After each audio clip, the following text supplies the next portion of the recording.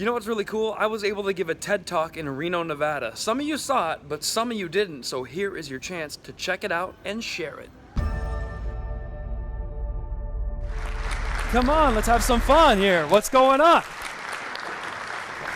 A packed theater on a Friday morning, it begs the question, does anyone here have a real job? If you don't worry, I don't either. Question for you. What would you do if you found out about a brand new holiday that everyone else already seemed to know about? What if, as an adult, your parents sat you down and told you about Christmas for the very first time? You'd be pretty upset, wouldn't you? Well, that's what happened to me, and it led to me eventually becoming homeless. Thought I would tell you about that today. Now, I first want to say to all the people who are from out of town, I was born and raised right here in Reno, Nevada, and it is Nevada, not Nevada. Do we know that? Do we know that? For some reason, our state's the only one that has two pronunciations. I don't know why. Nobody calls it Nebraska.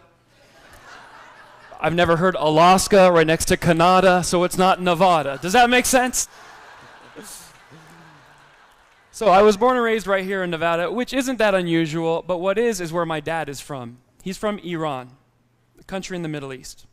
And he moved here after the revolution, which is not that uncommon. A lot of people left the Middle East, but they didn't come to Reno.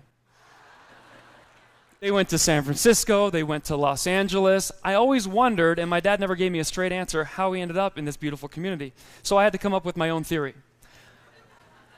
I feel like the plane was leaving Iran. It was headed to San Francisco. It stopped in Reno to fuel up. My dad got off the plane, took too long doing something or other. He missed his connection. And I was raised, even though I have a weird name, Kayvon, I was raised very regular American. It was t-ball, baseball, camping trips, Boy Scouts, school. My brother and I, we knew nothing else. My dad wanted to fit in this culture. As soon as he moved here, he bought a cowboy hat, he bought a pickup truck, he married a blonde woman, and he told people he was Latino. So he was really trying to fit in. I made up the last part, but you get the point. So I knew everything that you guys know. I was very happy. I was very comfortable. I went to the University of Nevada, Reno. I graduated, and then I wanted to pursue comedy, so I went to Los Angeles, and that's where I found millions of other Persians. And they accepted me, but I didn't know anything about it. I had to learn about my culture in my mid-20s. There were now stereotypes I had to fit into.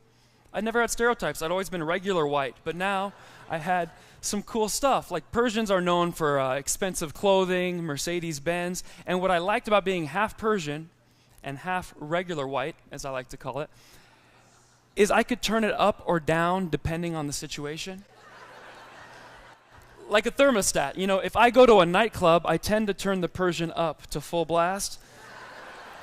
I don't just walk in, I have a V-neck all of a sudden pointing really low, a gold chain, I have an accent. I think the accent is key. Because if you're going to approach a girl, it's better to be like, hi, how are you, what you are doing? It just sounds good. It just sounds very good. Compared to like my regular white voice, I sound like Owen Wilson day to day. That's boring. Ladies, who are you going to go back to the place with? Hi, how are you? Or, hey, what's going on? We should hang out sometime if you're available. Yeah. We can go back to my place. Mi casa, su casa. No, that's... So I could turn the Persian up if I needed to, or turn it down. Sometimes I turn it off, like when I go to the airport. Off, off, off. The TSA knows me not as Kayvon Moezi, but as Kevin Moeezy. That's who I am when I get to the airport. I was happy to be in Los Angeles. I was doing a lot of stand-up comedy shows. Persians kept inviting me to do their private events. And one of my buddies said, hey, what are you planning on doing this year for New Year? I said, well, it's March. I think we have 9 months to plan. I don't know if this is a priority right now. He said, no, you idiot. I'm talking about Persian New Year. And I said, what? He said, you don't know about this holiday? And I didn't. Turns out Persian New Year is like the greatest hits of all holidays. It's Thanksgiving, Christmas, Easter, all rolled into one. It's a birthday party for Mother Nature. It is awesome. And my dad never told me about it. I was pretty upset. I felt like he owed me about 25 years of back holiday child support. Kids get gifts, they get candy, they get new clothes. I experienced none of it. But instead of getting mad, I decided to go learn about Persian New Year. And as a comedian, it was kind of easy. I set up 17 different shows across the nation, including Canada, Florida, New York. I said, I'm coming, I'm going to do comedy there, I'm going to bring some cameras, I'm hiring a whole crew, we're making a documentary. I want to invite other people to learn about Persian New Year with me. Pretty good idea.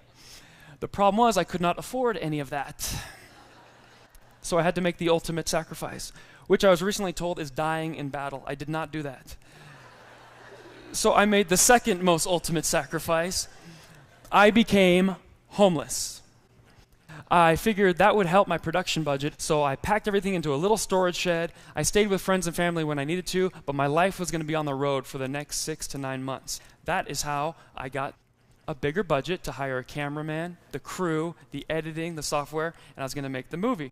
And what I learned about this in my travels was each stop I learned something new about what being Persian is. And it was pretty interesting. Persian Empire was responsible for innovations that we all still know and use today. So it's not that weird, this weird far-off Middle Eastern culture. As a matter of fact, they're responsible for the windmill, brain surgery, pajamas. We know about that stuff.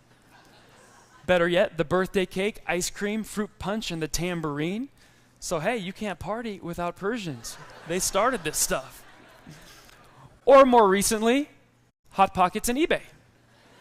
I don't recommend buying Hot Pockets on eBay, so don't get that confused right there. It was actually fascinating, and that's just the stuff about the culture. But what I learned about the holiday was even more interesting. The holiday is celebrated by over 300 million people worldwide.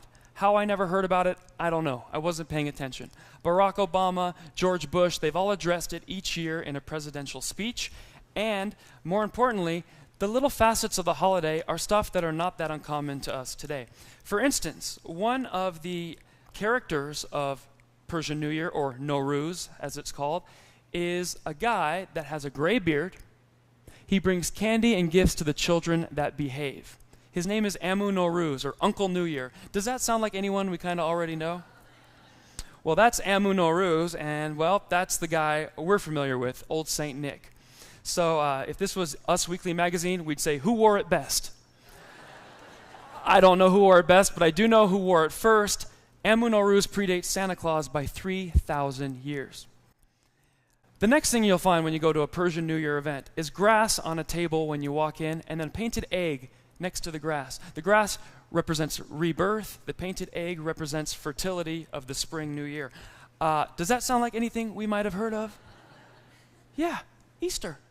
It predates Easter by about 3,000 years. So I was very excited to learn this stuff. It was pretty cool that my dad never told me about Persian New Year because I got the chance to experience it on my own as an adult and maybe appreciate it a little bit more.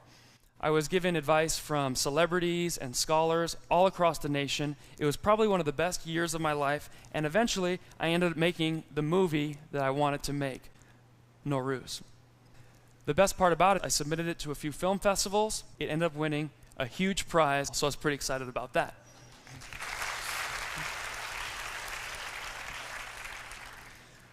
So the question I started off with, what would you do if you found out about a new holiday that everyone else knew about but nobody told you about? Well, hopefully you wouldn't get mad, you wouldn't pout and cry. Instead, you might consider becoming homeless for a little while, hiring a camera crew, filming the journey and sharing it with the rest of us, and you just might win an award for it. And if you'll do that, I'm sure the rest of us would love to learn about it because we all need a new reason to party and celebrate life. Do you guys agree? Well, then I hope you'll do that. Thank you for listening, and Happy New Year. I appreciate it, you guys.